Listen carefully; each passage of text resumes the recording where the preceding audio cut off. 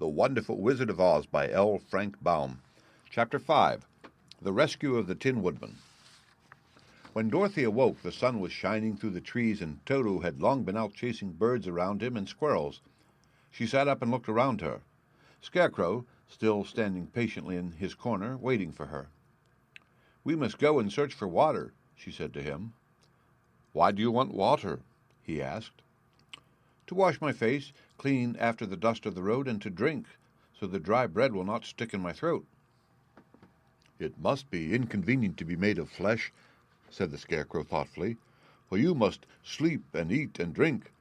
However, you have brains, and it is worth a lot of bother to be able to think properly." They left the cottage and walked through the trees until they found a little spring of clear water where Dorothy drank and bathed and ate her breakfast. She saw there was not much bread left in the basket, and the girl was thankful the Scarecrow did not have to eat anything, for there was scarcely enough for herself and Toto for the day.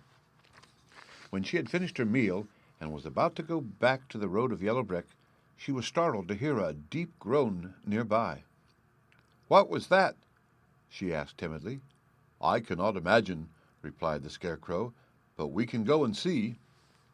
Just then another groan reached their ears, and the sound seemed to come from behind them. They turned and walked through the forest a few steps when Dorothy discovered something shining in a ray of sunshine that fell between the trees. She ran to the place and then stopped short with a little cry of surprise. One of the big trees had been partly chopped through, and standing beside it with an uplifted axe in his hands was a man made entirely of tin. His head and arms and legs were jointed upon his body, but he stood perfectly motionless, as if he could not stir at all. Dorothy looked at him in amazement, and so did the Scarecrow, while Toto barked sharply and made a snap at the tin legs, which hurt his teeth. "Did you groan?" asked Dorothy. "Yes," answered the Tin Man, "I did. I've been groaning for more than a year, and no one has ever heard me before or come to help me." "What can I do for you?" she inquired softly, for she was moved by the sad voice in which the man spoke. "Get an oil can and oil my joints," he answered. "They are rusted so badly that I cannot move them at all. If I am well oiled, I shall soon be all right again. You will find an oil can on a shelf in my cottage." Dorothy at once ran back to the cottage and found the oil can, and then she returned and asked anxiously, "Where are your joints?" "Oil my neck first," replied the Tin Woodsman. So she oiled it, and as it was quite badly rusted, the Scarecrow took hold of the tin head and moved it gently from side to side until it worked freely, and then the man could turn it himself. "Now oil the joints in my arms," he said, and Dorothy oiled them, and the Scarecrow bent them carefully until they were quite free from rust and as good as new. The Tin Woodsman gave a sigh of satisfaction and lowered his axe, which he leaned against the tree. "This is a great comfort," he said. "I've been holding that axe in the air ever since I rusted, and I'm glad to be able to put it down at last. Now if you will oil the joints of my legs, I shall be all right once more." So they oiled his legs until he could move them freely, and he thanked them again and again for his release, for he seemed a very polite creature and very grateful. "I might have stood there always if you had not come along," he said. "So you have certainly saved my life. How did you happen to be here?" "We're on our way to the Emerald City to see the Great Oz," she answered, "and we stopped at your cottage to pass the night." "Why do you wish to see Oz?" he asked. "I want him to send me back to Kansas, and the Scarecrow wants him to put a few brains into his head," she replied. The Tin Woodsman appeared to think deeply for a moment. Then he said, "Do you suppose Oz would give me a heart?" "Why, I guess so," Dorothy answered. "It would be as easy as to give the Scarecrow brains." "True," the Tin Woodman returned. "So if you will allow me to join your party, I will also go to the Emerald City and ask Oz to help me." "Come along," said the Scarecrow heartily, and Dorothy added that she would be pleased to have his company. So the Tin Woodman shouldered his axe, and they all passed through the forest until they came to the road that was paved with yellow brick.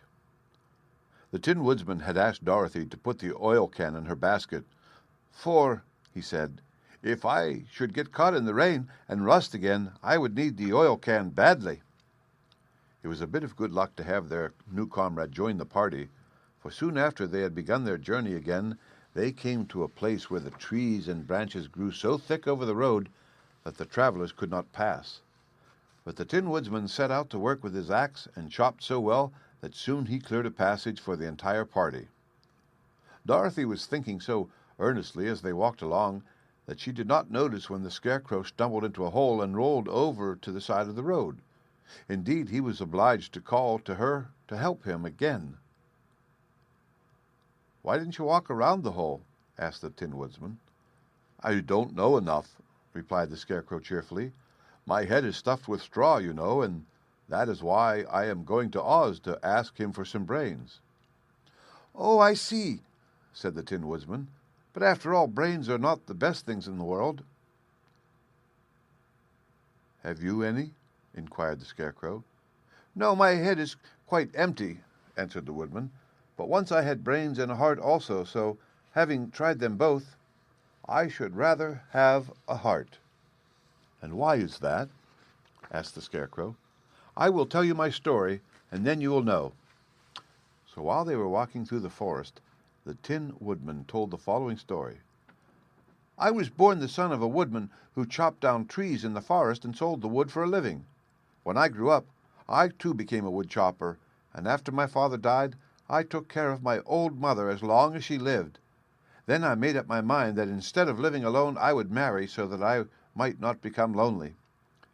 There was one of the Munchkin girls who was so beautiful that I soon grew to love her with all my heart. She, on her part, promised to marry me as soon as I could earn enough money to build a better house for her, so I set to work harder than ever. But the girl lived with an old woman who did not want her to marry anyone, for she was so lazy she wished the girl to remain with her and do the cooking and the housework. So the old woman went to the Wicked Witch of the East and promised her 2 sheep and a cow if she would prevent the marriage. Thereupon the Wicked Witch enchanted my axe, and when I was chopping away at my best one day, for I was anxious to get the new house and my wife as soon as possible, the axe slipped all at once and cut off my left leg.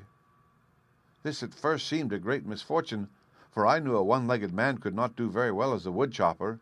So I went to a tinsmith and had him make me a new leg out of tin. The leg worked very well once I was used to it, but my action angered the Wicked Witch of the East, for she had promised the old woman I should not marry the pretty Munchkin girl. When I began chopping again, my axe slipped and cut off my right leg. Again I went to the tinsmith, and again he made me a leg out of tin.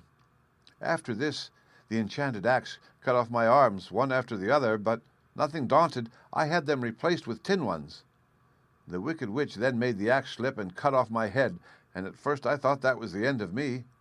But the tinsmith happened to come along, and he made me a new head out of tin. I thought I had beaten the Wicked Witch then, and I worked harder than ever, but I little knew how cruel my enemy could be.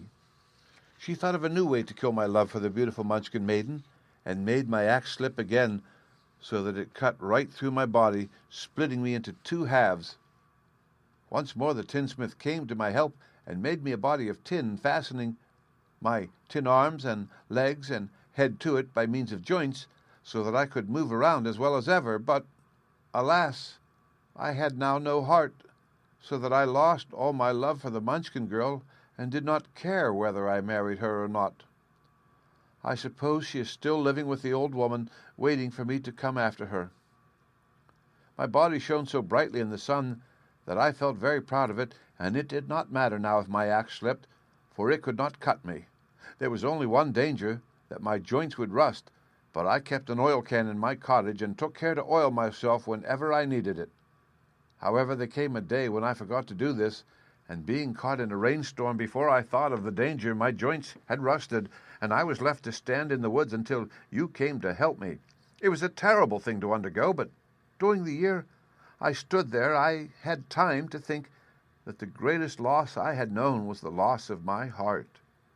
While I was in love, I was the happiest man on earth, but no one can love who has not a heart. and so I am resolved to ask Oz to give me one. If he does, I will go back to the Munchkin maiden and marry her." Both Dorothy and the Scarecrow had been greatly interested in the story of the Tin Woodman, and now they knew why he was so anxious to get a new heart. "All the same," said the Scarecrow, "I shall ask for brains instead of a heart, for a fool would not know what to do with a heart if he had one."